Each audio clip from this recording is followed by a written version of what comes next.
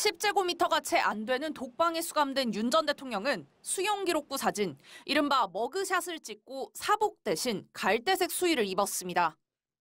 에어컨도 없이 지내고 있는데 어제 돌연 자신의 내란 우두머리 혐의 재판에 불출석했습니다. 건강상의 이유라고 설명했지만 향후 형사사법 절차 전반을 거부하려는 것 아니냐는 우려도 나옵니다. 이미 윤 전 대통령은 지난 1월 법원이 발부한 체포영장에 대해 무효라고 주장하며 체포를 거부한 적이 있습니다. 첫 구속이 된 이후에도 윤 전 대통령은 구치소에서 조사를 거부했고 공수처가 3차례 강제 구인을 시도했지만 모두 실패했습니다. 윤 전 대통령이 조사에 계속 응하지 않는다면 특검팀이 구치소를 찾아 강제로 데려오거나 구치소 내부에서 현장 조사를 시도할 가능성도 있습니다. MBC 뉴스 구승입니다.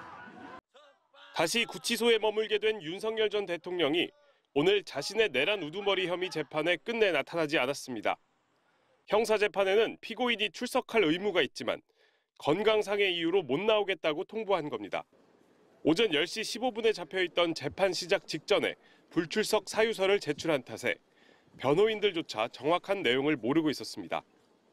심지어 본인이 제출한 것인지도 모르겠다면서 교도관을 통해 재판 소환을 시도했든 팩스나 전화로 통지했든 구속된 지 8시간도 안 된 사람에게 재판에 나오라고 하는 게 적법한 소환인지 의문이 든다고 했습니다.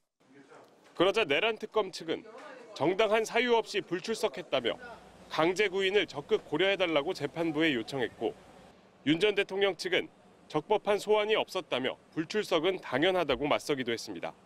재판부는 일단 윤 전 대통령이 없어도 재판은 할 수 있다며 고동희 전 정보사 계획처장과 정성우 전 방첩사 1처장에 대한 증인신문을 예정대로 진행했습니다. 오늘 재판에선 재판 날짜 추가 지정을 두고도 특검과 윤 전 대통령 측 간에 공방이 오갔습니다. 특검 측은 신속한 재판 진행이 필요하다며 법원 휴정기에도 추가 공판 기일을 잡아달라고 요청했습니다.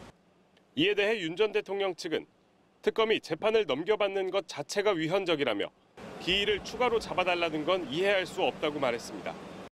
그러나 지규현 재판장은 특검에서 열심히 하는 건 좋은 거라며 특검 측에 가능한 날짜를 몇 개 달라고 했습니다. 윤 전 대통령의 다음 재판은 오는 17일과 24일에 잡혀 있고 이후 법원 여름 휴정기 때문에 8월 11일부터 재판이 재개되는데 이 사이에도 추가 기일이 잡힐 것으로 보입니다. MBC 뉴스 윤상문입니다.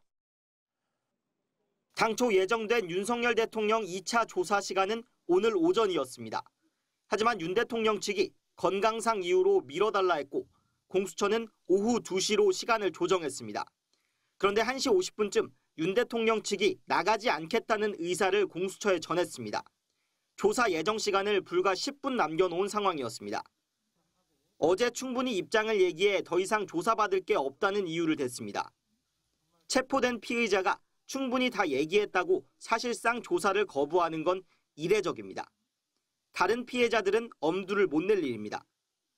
윤 대통령은 어제 1차 조사에서도 자신이 하고 싶은 말만 했습니다. 윤 대통령은 내란죄는 성립하지 않는다는 입장만 일방적으로 밝히고는 진술 거부권을 행사했습니다. 10시간 동안 이어진 검사 3명의 질문에는 답하지 않았습니다. 이름과 주소를 묻는 인정신문에도 응하지 않았습니다. 조사를 마친 뒤에는 진술조서를 검토하지도 날인을 하지도 않고 곧바로 조사실을 나왔습니다. 날인 없는 조서는 재판에서 증거 능력을 인정받지 못한다는 점을 고려한 걸로 보입니다. 피의자 신문조서가 증거에서 배제되면 혐의 확인을 위해 법정에 수십 명의 증인을 불러야 합니다. 대통령이 수사 단계에서 수사를 받고 답변하는 것 자체가 본인에게는 불리하다는 것을 너무나 잘 알고 있는 거죠. 윤 대통령이 체포가 돼 어쩔 수 없게 되자 버티기 2단계에 들어간 겁니다. 법적 책임을 피하지 않겠다던 윤 대통령이 여전히 시간 끌기를 위한 꼼수만 부리고 있다는 지적이 나옵니다. MBC 뉴스 김상훈입니다.